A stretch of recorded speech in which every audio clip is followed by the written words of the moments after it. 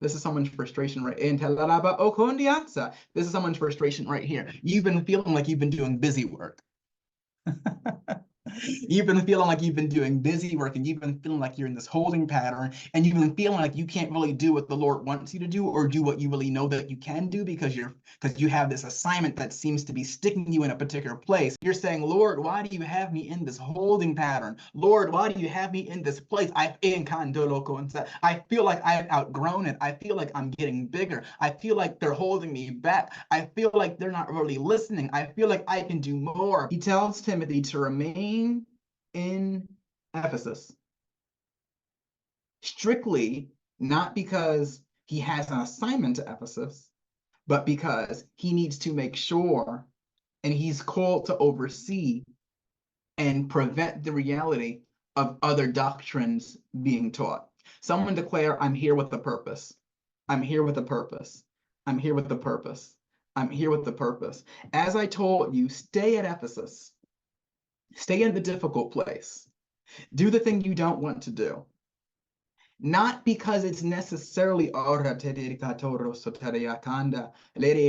hear this is someone's frustration right here. This is someone's frustration right in This is someone's frustration right here. You've been feeling like you've been doing busy work. You've been feeling like you've been doing busy work, and you've been feeling like you're in this holding pattern, and you've been feeling like you can't really do what the Lord wants you to do, or do what you really know that you can do, because you have this assignment that seems to be sticking you in a particular place. And it's not even that you can't go, it's just that you've been called to maintain order in a particular region. You've been called to maintain order in a particular department. You've been called to maintain order at a particular job. You've been called to maintain order at a particular house. You've been someone say, I'm called to maintain order. I've been called to maintain order. I've been called to maintain order. That's been your frustration. That's been your frustration, because you know that you can establish, you know that you can build, you know that you can go out, you know that you can move out. Somebody wants to move out. Who are you? Somebody wants to move out, but you're frustrated because every time you want to move out, it seems like something keeps you where you are. And it's not because you don't have the ability to move out. It's not because you won't have the finances, but it's because you're called to, you're almost assigned to your family to maintain a level of order. You're almost assigned to your job to maintain a level of order. You're almost assigned to your church to maintain a level of order. You're assigned to this random department to maintain a level of order. You're saying, Lord, why do you have me in this holding pattern? Lord, why do you have me in this place? I feel like I've outgrown it. I feel like I'm getting bigger. I feel like they're holding me back. I feel like they're not really listening. I feel like I can do more. But you've been called and trusted and selected by you've been called and trusted and selected by God.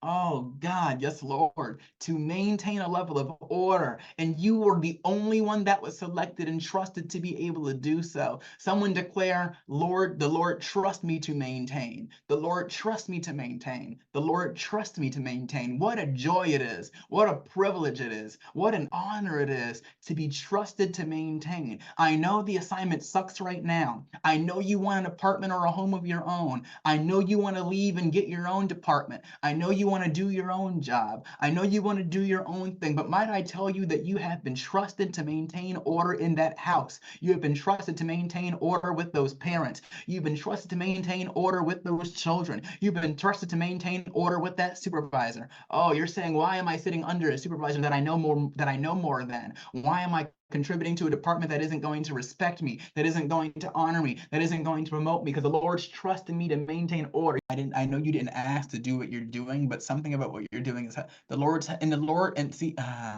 if you do this well, you will be able to train your replacement, but you don't want to leave them in a place of deficit.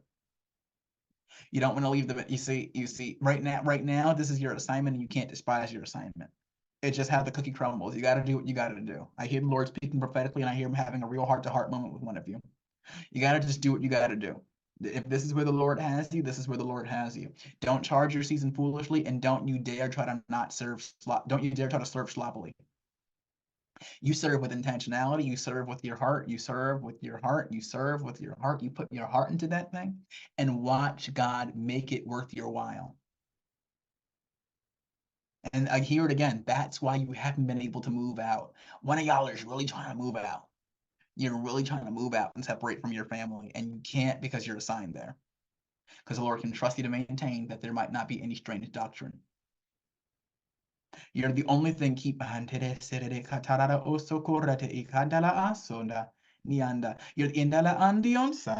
the only thing keeping the demons at bay. That's powerful. Your presence in that house is the only thing keeping the demons at bay. Your presence in that house is the only thing keeping those things silent. Do not forsake your assignment. Do not charge it foolishly. That's why you had a difficulty moving. I hear the Lord. That's why you've had a difficulty moving. That's why you had a difficulty changing departments. That's why you had a difficulty shifting. Because you have been trusted like Timothy did Paul in Ephesus. I urge you to stay there, even though you're because here's what's interesting. He says, this is the confusing portion of the scripture. He says, I urge you, Timothy, a good son in the faith, to stay there.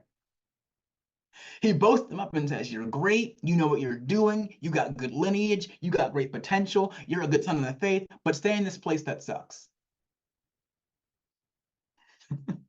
You would think that his lineage and his upbringing and his gusto and his service and his consistency would get him rewarded with the best of land. But instead, he gets left with Ephesus, the difficult church. You hear this?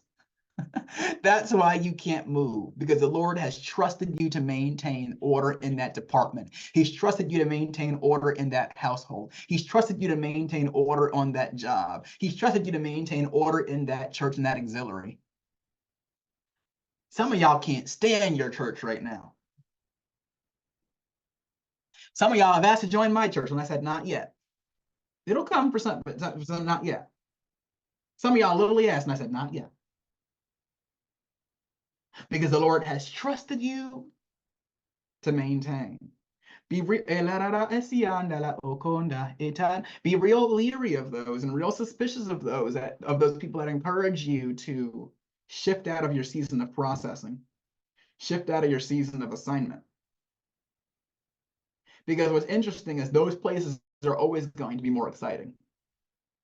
They're always going to offer you things. They're always going to have the grass be greener. They're always going to make it seem like things are going to be better if you, almost like that's your Lodabar. Like, come on out. No. Like that's not your green grass. That's your attractive alternative. There's a very big difference from deliverance and an attractive alternative. And I hear the Lord, I see the enemy providing you with attractive alternatives now. I see the enemy trying to throw out some bait to make you think that you're missing your season and make you think that you got to go. I told you, I opened up by saying I've never declined more engagements in my life. This is the when I tell you, if I could, I'd be out every week preaching based on the calendar invites and the different things that doors that I prayed for that I would have killed for a few years ago are being provided to me right now. And the Lord's saying no. I'm like, what do you mean no? What do you mean no? And then I had to audit myself. Can I be trusted with this level of expansion? Could I even be trusted with this level of expansion? Will that level of notoriety be healthy for me? Will it be healthy for my family?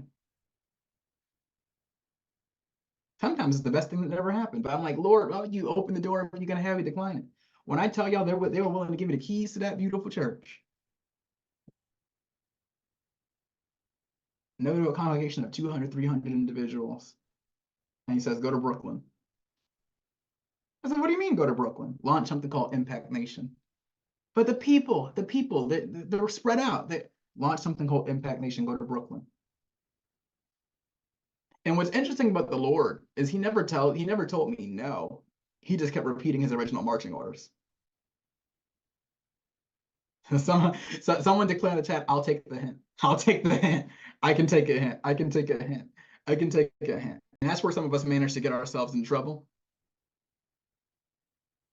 That's where some of us manage to get ourselves in trouble because we know the Lord said no, but because he wasn't super direct about it, we found a way to be like, maybe he didn't say no.